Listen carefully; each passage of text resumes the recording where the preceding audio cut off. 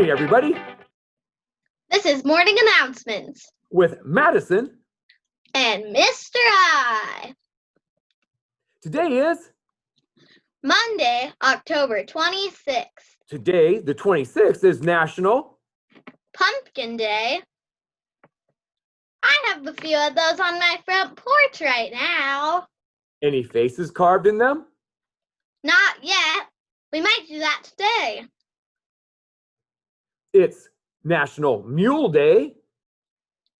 Mincemeat Day.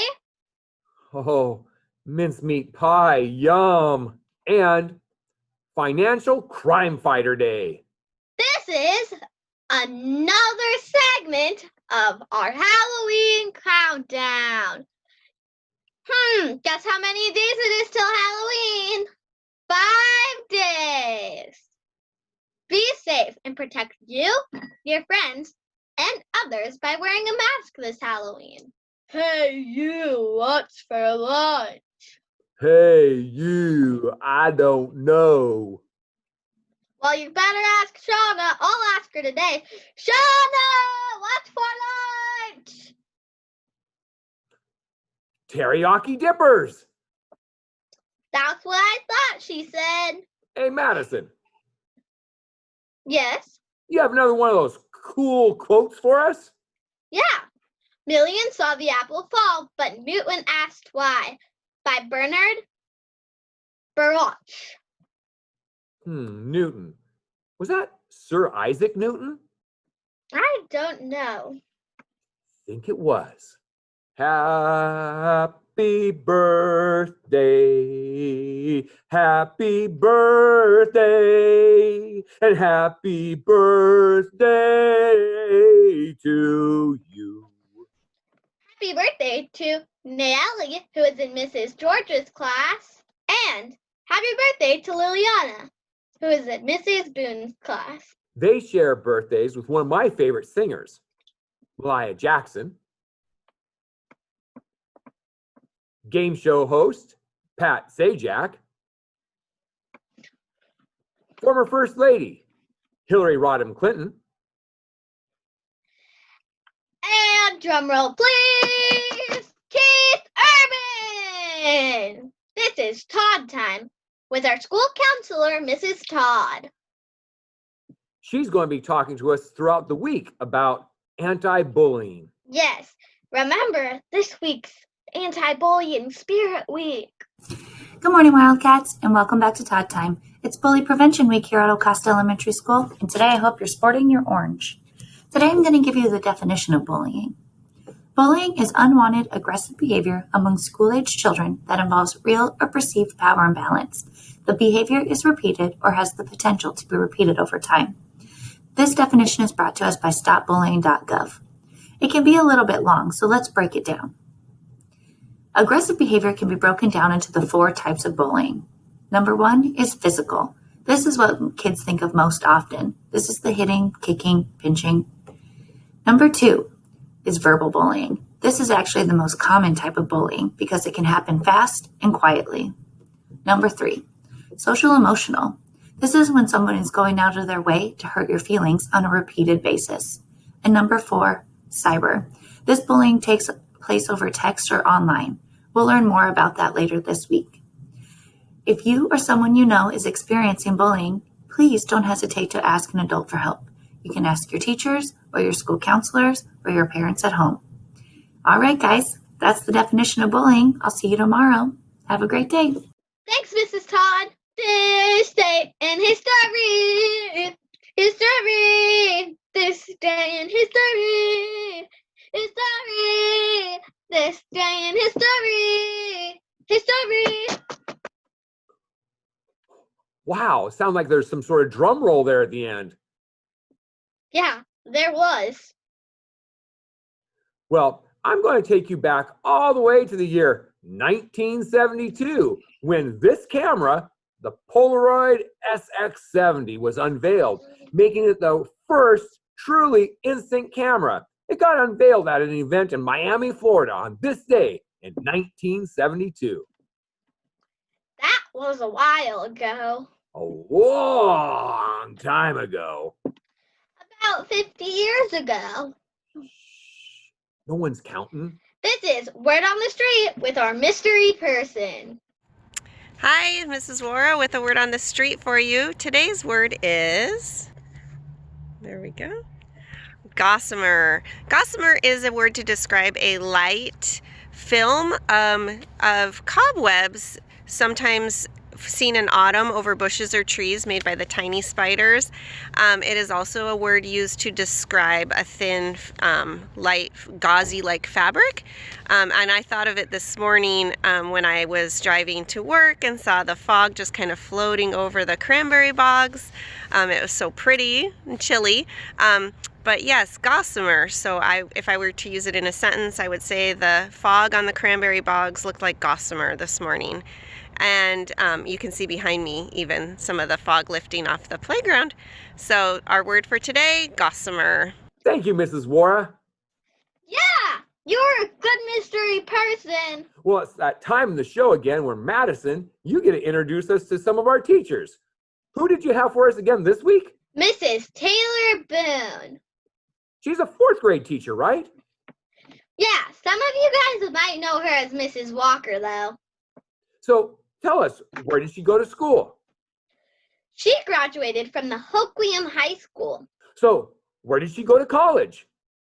Mrs. Boone graduated from Central Washington University. Go Wildcats! Go Wildcats! Hey, is she married? Yes, she's been married for 23 days. But she married her high school sweetheart, and they've dated for almost 10 years. That's as old as me. Wow, 23 days. Congratulations, Mrs. Boone. Mr. Yeah. Boone, too. She probably doesn't have any kids, does she? Well, she kind of does. She Really? has twin black labs named Lady and Blue, and a fluffy black and white cat named Gus. Hey, Gus. There's an old Walt Disney movie a long time ago about a mule named Gus. So tell us something interesting about Mrs. Taylor. Did you know that she wrestled for 5 years? That was a 4-time state participant and finished 7th in state her senior year. I didn't know that. Anything else? She and her husband bought their first house this summer. And here's a little bit of an interesting fact. Did you know Mrs. Martin was her 3rd grade teacher, which was at Wishcott Elementary? I truly didn't know that. Pretty cool. Do you have any pictures for us? Yes, I do.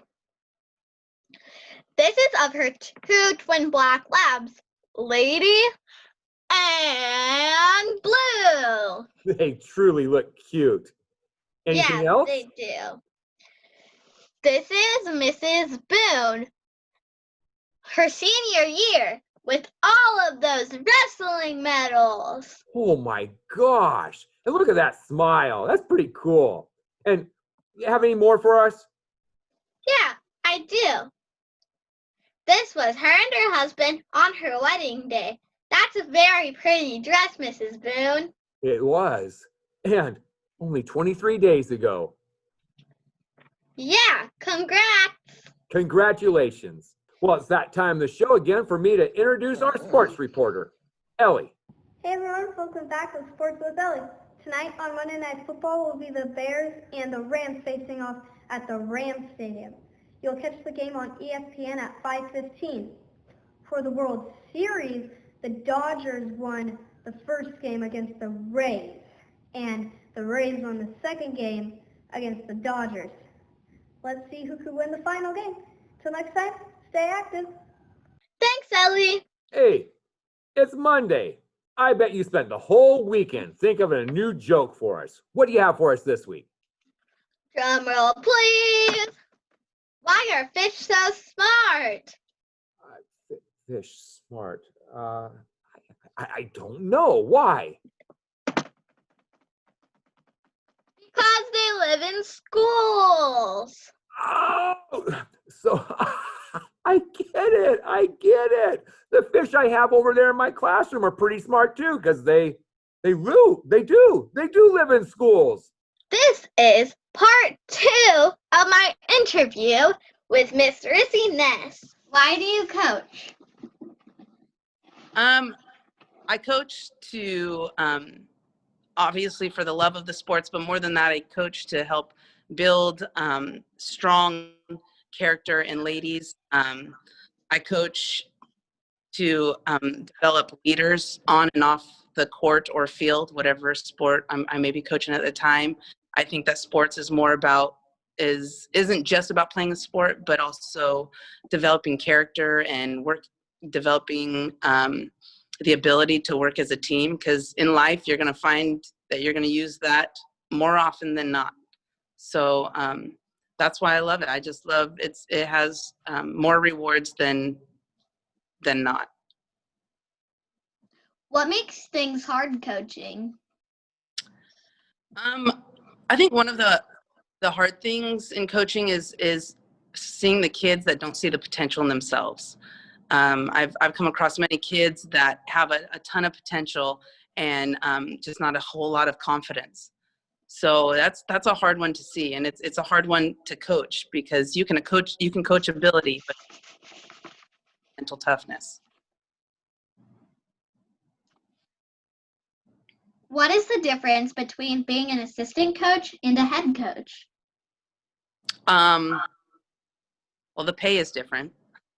The paperwork, the head coach is in charge of a lot of paperwork, and there's a lot of pressure being the head coach, because sometimes you're trying to build a program from the bottom up, and that's a lot of pressure, because sometimes you want that instant successfulness, and sometimes you just don't get it, and so it's a lot of pressure, but it's rewarding.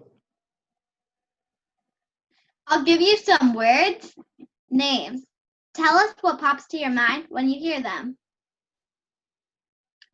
Mr. King. Mr. King.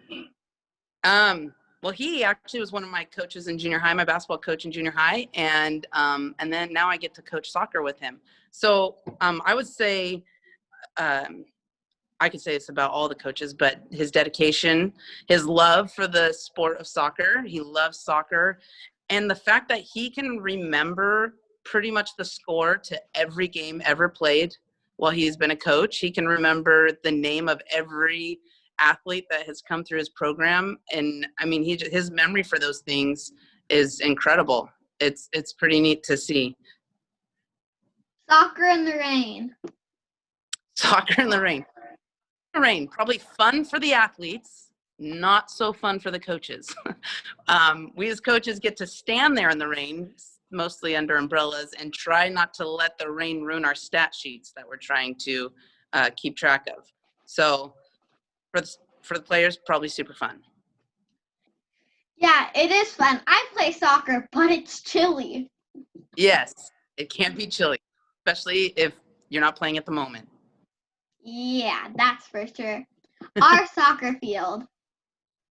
Our soccer field needs some work, especially since we share it with the football team. So it gets pretty mangled during football and soccer season. Right now, it probably is looking great, but most of the time, it is not so great.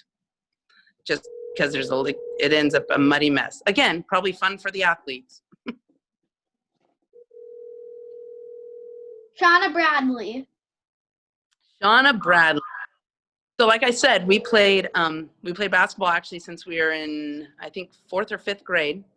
So we got to play together quite a bit. She was my go-to when I was a point guard. I would penetrate and dish to her because I knew that she'd know what to do with that ball. And now I get to call her friend, and I might even get to call her assistant coach, because there's a chance she might be able to be my JV coach. So I'm very excited about that. Jason Barnum. Jason Barnum, he is a passionate man for his sports. I absolutely love coaching with Jason. We always tease each other. I always tell him he's the brother I never wanted, just to give him a hard time. We've kind of developed that brother-sister relationship. I love his passion for every sport. That I got to coach basketball and fast pitch with him. He's also a no-nonsense kind of coach. He doesn't want to hear the excuses. He just wants you to get in there and do it. And I admire that. I think that's incredible. He's a great one-liner kind of guy. If you've ever gone to a fast pitch game, he's all about fast pitch players taking one for the team. If they get hit or if they get out of the way of a ball come to hit them, he's going to yell at them to wear it like a prom dress. That's one of his go-to lines. So he's a fun guy to coach with. Christy Raffleson. Christy Raffleson, the gal with me, also known as the Clay Matthews. I don't know if you know him. She kind of looks like him from Green Bay. She's like Shauna Bradley was for me. She was our go-to post, the tall post. I always called her the BFG, big friendly giant. But Christy, although she was big, she was kind of a big teddy bear. She has a heart of gold. She's willing to work hard for you. I greatly miss coaching her. Kaylee Barnum. Kaylee is just kind of a stud at whatever sport she's playing. She most people probably knew she didn't love basketball, but when you're a coach's kid, you kind of have no choice but to play. And she did great at whatever sport she played. Volleyball and fast pitch, she excelled in. She was just one of those natural athletes, and she was fun to be around. She was fun to joke with. She had a great sense of humor. Again, one that I greatly miss coaching and being around. State fast pitch tournament. State fast pitch. So what's really fun about state fast pitch is I got to be a part of the first fast pitch team that got to go to state, and that was, being able to be an assistant coach and be a part of that program, and then going to state. It was just an incredible memory that I will never forget. Also, when I think of state fast pitch, I think of how hot it is in May. It is super hot over in Yakima, but it's an awesome memory that I get to have as being a coach. Raymond Siegels. Raymond Siegels. I would boo, but that's not good sports. No, I'm just kidding. They have some players that are pretty good, some that are pretty cocky, and I kind of look forward to the day of when our girls are confident enough to squash the cockiness. You must have had a phone call. Hey, tell them you're talking to a very important person.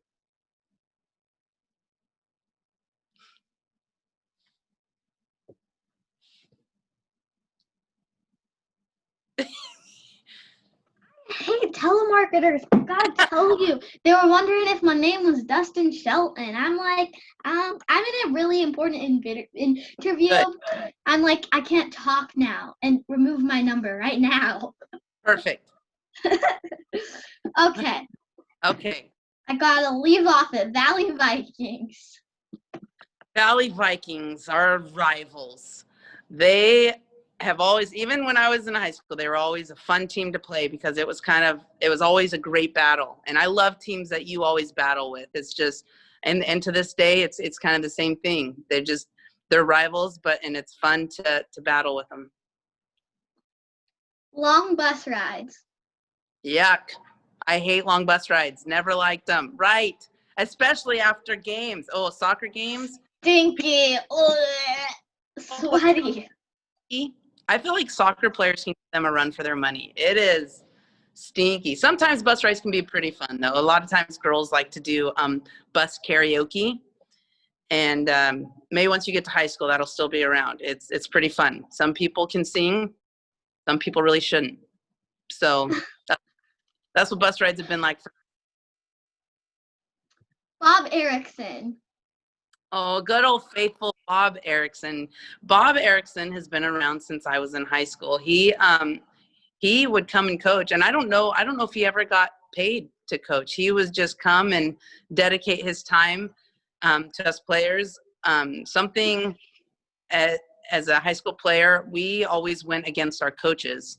So we had 4 coaches, and so they would add one other player in there, so it was 5 against 5, but mostly it was us against the coaches. And Bob was a hacker. He would foul you so hard, and you weren't allowed to complain about it. You just had to play through the fouls. So I think that definitely taught us to be tough and not complain about being fouled in a game, because you have to play through it. And that is something that I will always remember about Bob. And now he announces our basketball games to this day. So it's pretty neat to still have him around. What's it like to coach your daughters?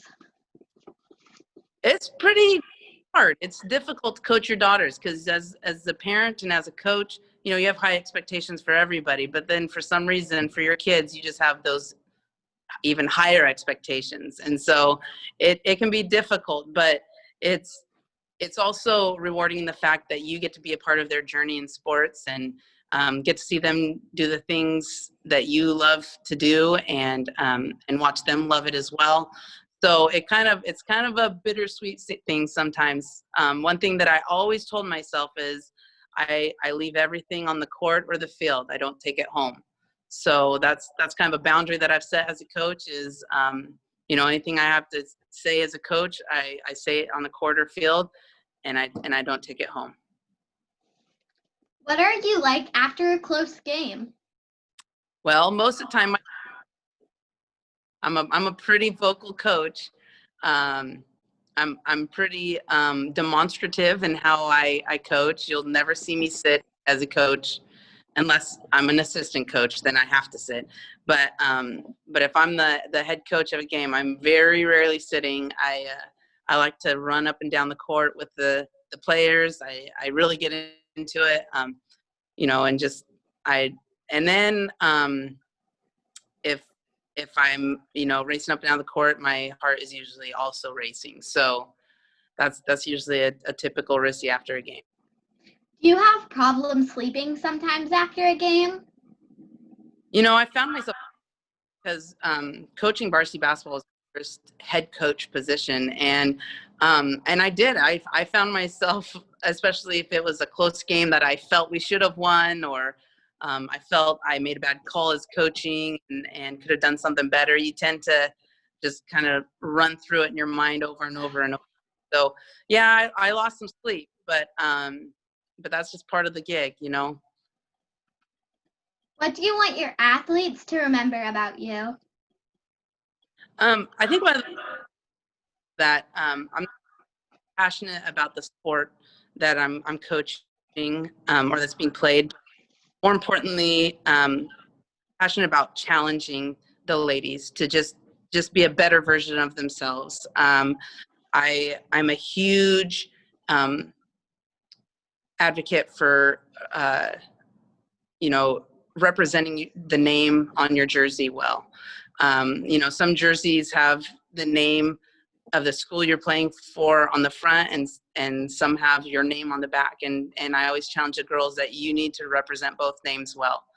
And I think that just teaching them to work as a team well, that not to just think about themselves.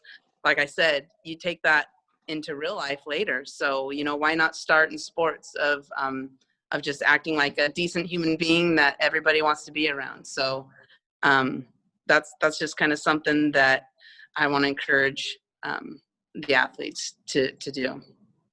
Do you have any words of encouragement for elementary school students? Yes, all the sports can. I see a lot, especially nowadays, there's just not a whole lot of participation in a whole lot of sports. Try them all. Go out there, put yourself out there, and just try them all. You never know what one might come natural. And nowadays some people kind of dedicate all their time to one sport. I'm kind of the mindset that you should try every sport you can in every season, and and because it doesn't just, like I said, it doesn't just teach you about that sport, but it teaches you about being having. Are we? Oh, hello. We have a visitor. Play sports, mister. Play all the Say, sports. okay, Rissy. Okay. Okay. Thank you for your time today. Is there anything else you'd like to share with our students? Something that hopefully everybody can just have stick with them that sees this is do sports. Never say I can't. Be confident in who you are and your ability. And if you don't have the confidence, don't know what you're doing, never be afraid to ask questions.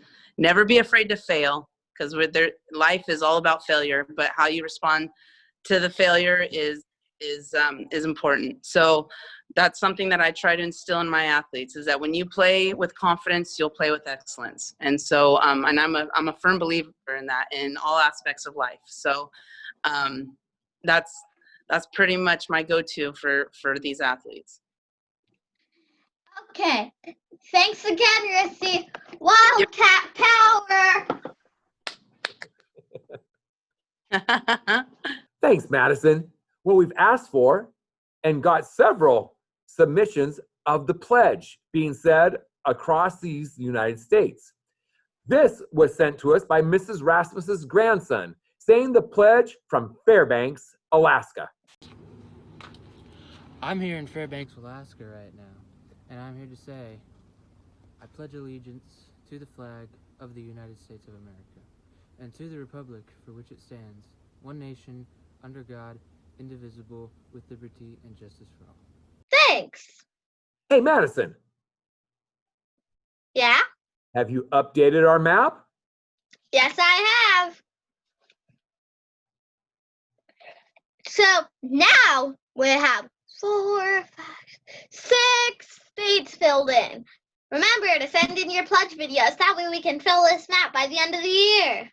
I think we'll do it. We're getting there. 6 down, 44 to go. Yep. If you'd like to contact us, here are emails down below. Remember, our emails are for questions, ideas, shout-outs, and pledge videos, of course. Okay, let's not do that. 3, 2, 1. Hey, Madisyn, Yeah? do you have a name of a teacher that you need to draw so we get to learn more about them next week? Yes, I do. Who's it going to be? Drum roll, please.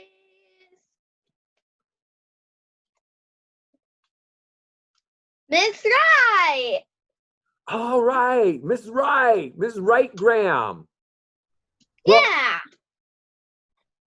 Well, it's come to that time in the show for us to say goodbye, but we'll be back tomorrow. In the meantime, remember everybody, be a good kid. Do the right thing. What he said. Bye.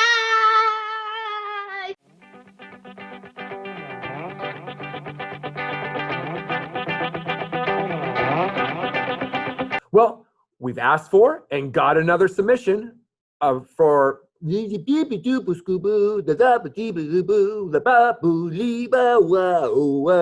here we go. Let's try that again.